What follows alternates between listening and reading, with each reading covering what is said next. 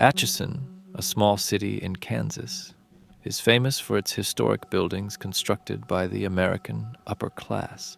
Surrounded by the Missouri River and large forests, this small community seems like a small utopia. But one of those historic buildings was a scene of true horror and paranormal events that defy explanation to this very day. The so-called Sallie House was the subject of countless newspaper articles and segments in national news. Likewise, many entertainment series like Unexplained Mysteries, Ghost Adventures, or Sightings visited this place to capture some of the supposed paranormal activity on camera. But how did this home earn such a dark reputation? Constructed in 1875 by the Finney family, the house served as both their home as well as an office for the family father, Dr. Charles Finney. Some believe Dr. Finney practiced medicine from the house, using the bottom floor for surgery and examination, and a bedroom as an office. The house consisted of 3 bedrooms, 2 bathrooms, 3 living rooms, and several smaller rooms for the children. Many generations lived and died in this house. But the haunting of this place is connected to a little girl that wasn't part of the Finney family. The then 5-year-old Sallie died inside this house in a tragic way. According to the legend, a young and desperate mother approached the house seeking help from Dr. Finney. She was carrying a small child in her arms, her daughter, Sallie. The doctor had already heard her cries for help and opened the door right away. The girl was suffering from a high fever and excruciating abdominal pain that pushed her to the edge of unconsciousness. Finney took the child and after a quick examination determined that her appendix was about to rupture. In this desperate situation, the doctor moved quickly and launched an emergency surgery. There was no time to move the girl to his real medical office down the street. This sense of urgency led to a crucial mistake. Dr. Finney made the first incision before the anesthesia kicked in. So when he began to open her abdomen, the girl began to scream and kick, which caused the scalpel to cut several blood vessels. As he continued surgery and tried to stop the bleeding, Sallie was screaming from pain and bled out, which ended up killing her. Shortly after this event, Dr. Finney ended his career as he could not forgive himself for making such a mistake. At some point he died, and the house was passed down to his children, before it was eventually bought by new owners. However, none of these families remained there for long and more or less fled the house in a panic. When asked, many of them said that something was wrong with this house, and the word haunting was used more and more frequently. And the spirit that was supposedly haunting the place was that of a little girl, no other than Sallie, who died during the tragic surgery. These rumors were spread, and very soon this place became known as the Sallie House. For several decades, this circle repeated itself. People would move in, experience strange phenomena, and would quickly decide to leave the house. In the 1990s, the house was rented by a young couple, Tony and Deborah Pickman. Back in the 1990s, they looked like this, and at this point, Deborah was pregnant. At first, they were happy about moving into the house and thought that they had maybe found their family home. But just a few weeks after moving in, they began to experience strange things. They heard strange sounds like whimpering, light would flicker or would suddenly not work at all, and the ropes to activate the ceiling fans would swing violently without any wind in the room. However, at this point, they still blamed these events on problems with the wiring, winds, and the old house. After all, their baby had just been born, and they didn't need any additional stress. However, the couple did become anxious when their newborn baby began to act rather strange. The baby was actually really quiet and would hardly ever cry, except when it was left alone in his crib. It would sleep perfectly fine in one moment, but just 1 minute later, it would begin to cry violently. Again, this only happened in the baby room. When Deborah's sister once visited the young family, she took the baby to another room, and the baby never woke up throughout the entire night. Apparently, the baby only struggled to sleep in this specific room.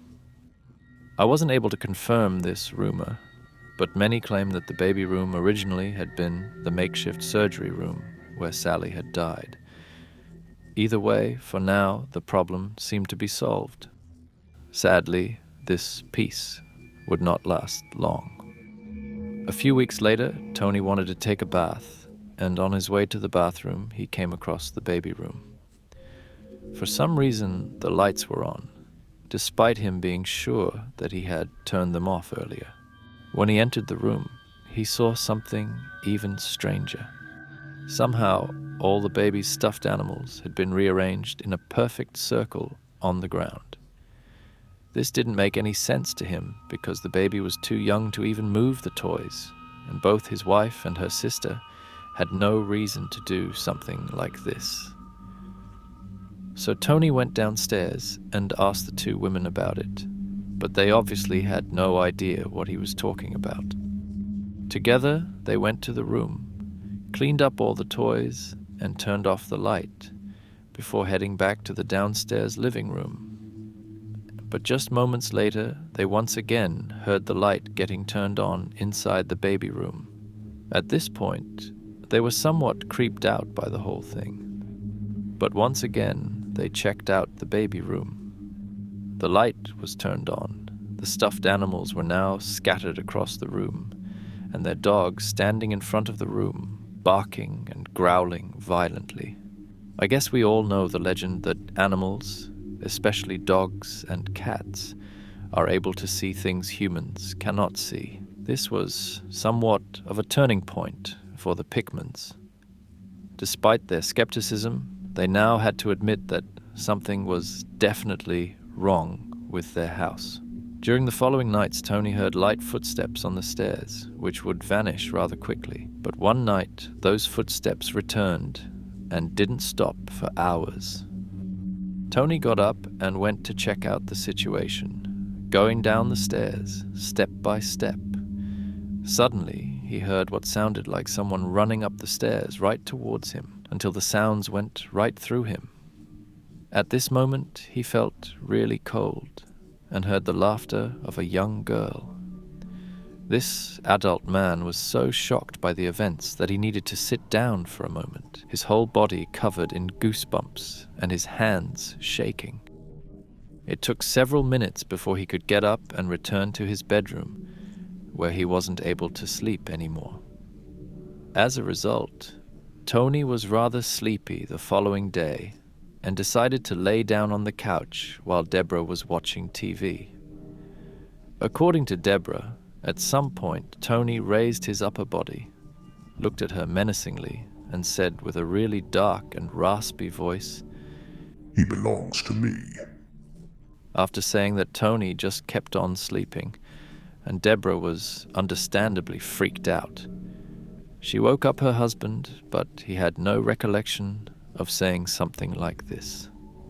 The following Sunday, they both got up and left their bedroom, only to be greeted by a new horror. They had put up family photos all over the hallway, but all the pictures were now reversed, hanging upside down on the wall. Candles that had never been lit before were now completely melted.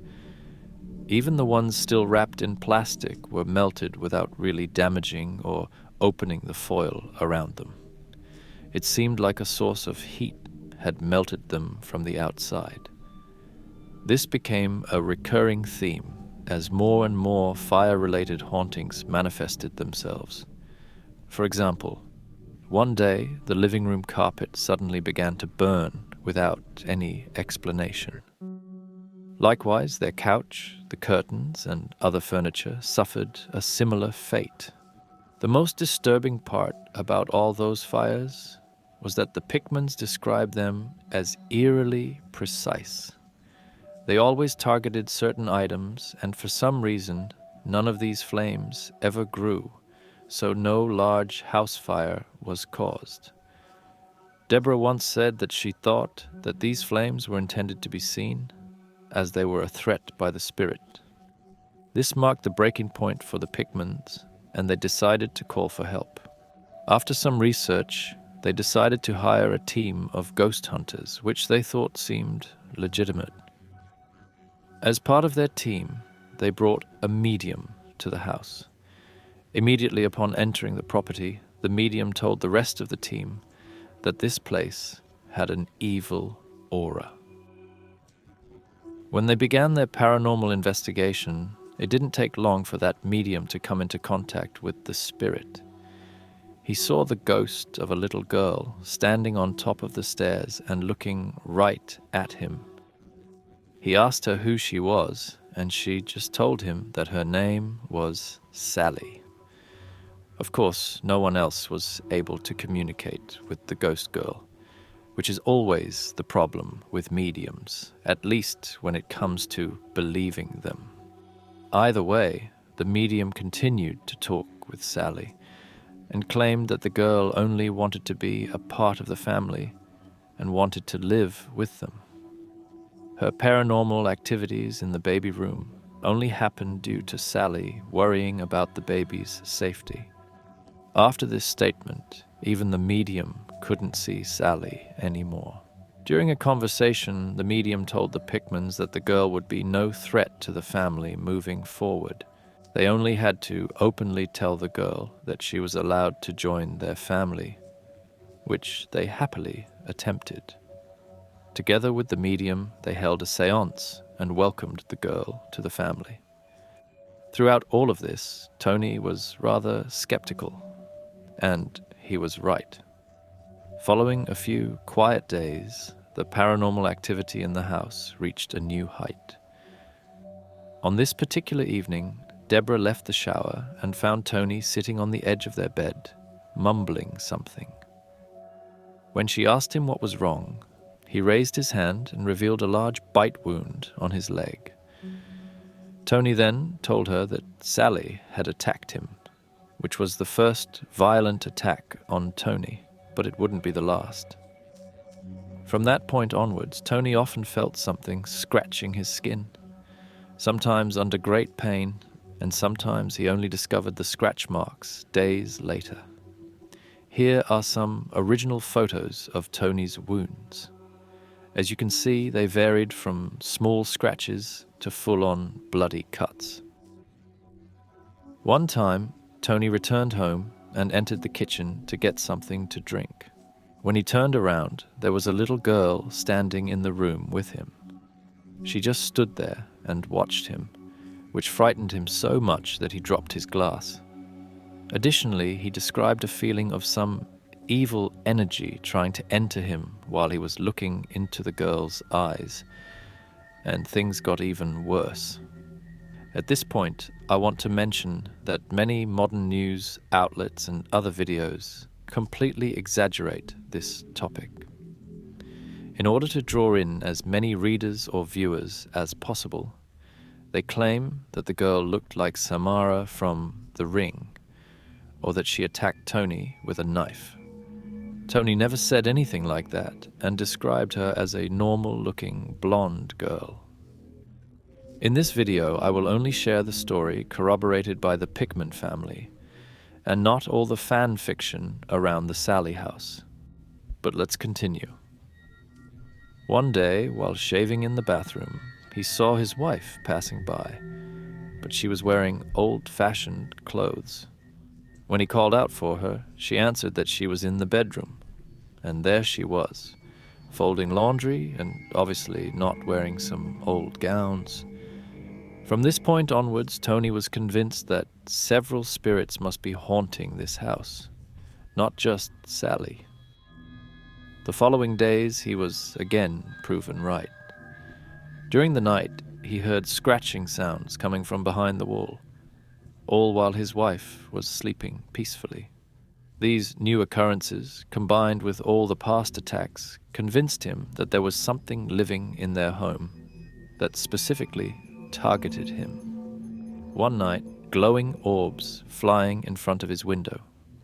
These orbs slowly grew and began to form the shadowy silhouette of an old woman dressed in black clothes. She began to strangle Tony while screaming at him. And when Deborah finally woke up, she found her husband completely exhausted and trying to catch his breath. During all of this, the ghost hunting team was still active, and there are several interesting photos supposedly capturing paranormal activity. In an interview, they even claimed that they witnessed in real time how a large scratch mark began to manifest on Tony's face, and then on his back. All across here. Oh, the whole face? Yeah. First, a scratch appeared on his face. Then, moments later, deeper cuts appeared on his back. You physically felt that? Yeah, that hurt. Describe to me again what you felt. Just a sharp sting. Felt like somebody stabbing something through my back. You okay? Yeah. Still hurt? I can feel it. How did that happen? You don't know. Yeah. Sallie? Go on in, walk in there. Walk in there. Oh my God, look. Look. It's forming right there. I have 2 scratches. Oh, There it is. Look at it. Would it be okay if I sit down for a second? Why don't you sit down? While I am also a skeptic, I have to admit that seeing these marks forming on his body did send a chill down my spine. Tony later said that all these attacks and his encounters with Sallie did something to his mind. He claimed that every time Deborah would pass by him, he was overcome by a strong urge to kill her. She was in love with his wife, but it was almost like something evil had planted itself deep in his body. Tony obviously never hurt his wife, but even just having such thoughts nearly broke the man. The most disturbing thing about these intrusive thoughts was that they only occurred inside the house. When they went to dinner or something, all those evil thoughts were never present. Judging by this, Tony came to the conclusion that these were in fact not his own thoughts, but a manifestation of Sallie's wish to murder Deborah. It was almost like Sallie was trying to possess the man in order to get rid of Deborah. This would be a logical connection to the time we woke up on the couch and spoke with a strange voice. Back then, he also told Deborah that he only belonged to her, meaning Sallie. Tony suffered some nightmares in which he killed his wife with a large butcher knife. One time, he actually woke up, went to the kitchen, grabbed a large knife, and made his way to the bedroom. On his way, he passed out, and when we woke up, he found their cat lying on the kitchen table, stabbed with a knife. To this day, Tony claims that he didn't do this. He even had several sessions with a psychiatrist, but even these experts said that Tony was completely fine, once again showing that outside the house, he was completely normal.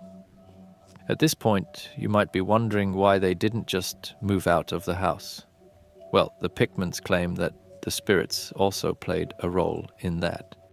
The most interesting part is Deborah's take on this situation. Today she doesn't understand why, but back then she never took the situation seriously for some reason. She actually found everything that happened to Tony exciting, and an intrusive thought to never leave the house had taken root deep inside her head. She even threatened to divorce Tony if he ever wanted her to move away from there. In retrospect, she is convinced that the house was messing with her as well, since no normal person would think like that. Either way, one day something terrible happened that Deborah awakened from this state of indifference. Deborah witnessed some invisible force pushing Tony down the stairs. And I'm not talking about a slight stumble either. According to Deborah, Tony was pushed so hard that flew above several steps before hitting the stairs and rolling down the remaining steps. As a result, he broke several ribs. Following this event, they left the house and moved to Deborah's sister. Just 3 weeks later, they had found a new house and finally moved out of the Sallie house. But this legend didn't end there. A new woman rented this house. Just a few weeks later, the landlord was called to the property because the lady was seemingly having a mental breakdown. During her manic episode, she had destroyed most of the interior. Furthermore, she had drawn a pentagram in the cellar, along with several names written in blood. The woman was consequently brought to a mental asylum, and the landlord tried his best to fix the house. Around this time, these scary stories were spread throughout the town, and then different states. Different media outlets became aware of this house and jumped on this story. The series, called Ghost Adventures, asked Tony and Deborah to return to this house once more in order to tell their story. After participating in this show, they returned to their new home, and Tony had some sort of revelation. Reflecting back on all that had happened, he thought that maybe the spirits were just the misunderstood ghosts of deceased children that yearned for attention. Being the kind man he is, Tony returned to the Sallie house determined to help the spirits, but he was once again attacked and vowed to never enter this house again. However, that doesn't mean that no one else visited this house. Over the years, several media outlets and ghost hunters visited the place, and some of the people involved in those visits were also attacked. However, it became clear that only men were attacked by this spirit. Furthermore, similar to Tony, many of these men suddenly felt an almost supernatural desire to return to the house, despite the fact that they had been attacked there. Apparently, there are even more videos of scratches forming on Tony's body and small flames appearing in the house. But if this footage really exists, it is the property of major studios or the original ghost hunters involved in the case, making it impossible to check the authenticity. Both Tony and Deborah suffered for many years due to the things they experienced inside the Sallie house. Tony because of the attacks and his intrusive thoughts, and Deborah because of her complete indifference to Tony's suffering. But what happened to the Sallie house? Today you can actually visit this place. However, some of the rooms are locked and visitors are not allowed to enter. Officially because people were attacked in these rooms, but since this has become a tourist attraction, it is questionable if visitors were really attacked, or if this is just an attempt at monetizing the house's dark history. Despite its modern tourist era, the Sallie house remains one of the most haunted houses in the United States, and supposedly many skeptics change their opinion after spending some time in this place. Today, Tony is convinced that it's not really Sallie who is haunting this place. He believes that this tragic tale is used as a facade for something more demonic. This demonic entity acts like the little girl to get people to let their guard down, which makes it easier for the entity to attack them. Ever since the Middle Ages, people have claimed that you should never invite an evil spirit into your house or body. But by posing as Sallie, the entity achieved exactly that.